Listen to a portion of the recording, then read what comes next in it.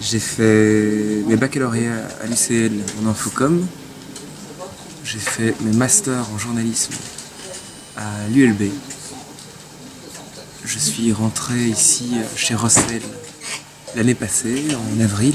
Je suis à la rédaction depuis le 15 janvier.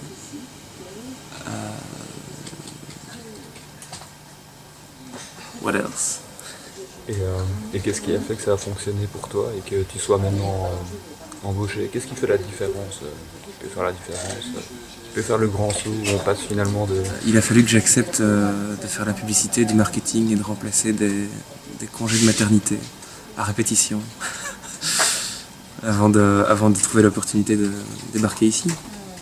Mais en dehors de ça, qu'est-ce qu'il faut justement pour un journaliste qui a envie de se lancer? Quelle qualité il doit avoir pour enfin pouvoir... De l'abnégation, un manque de respect de soi-même,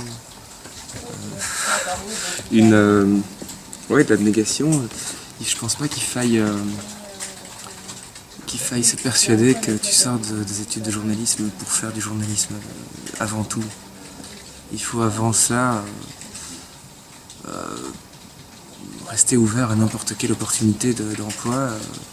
Je pense que c'est valorisable auprès de l'employeur de voir que tu as développé d'autres compétences ailleurs, dans d'autres services. Finalement, le journalisme, c'est la compréhension d'un certain nombre de choses et toute expérience est bonne à prendre pour développer ton regard, ton esprit.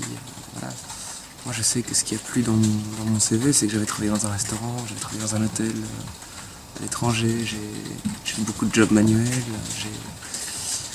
j'ai eu pas mal d'expériences qui n'avaient absolument rien à voir avec le métier, qui ont certainement favorisé mon CV qui n'était pas vraiment classique vis-à-vis des CV, je dirais très linéaires, quoi.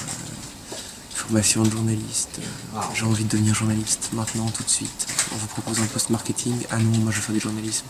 Je pense qu'on se ferme pas mal de portes en fait en réfléchissant comme ça. Donc moi je suis resté ouvert. Surtout, il y a même eu un moment où je me suis dit, est-ce que je finirais pas dans la pub?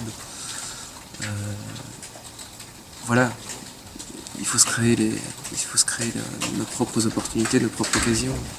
Il y a un facteur chance, c'est sûr, mais il y a un facteur auto-déterminé, je dirais.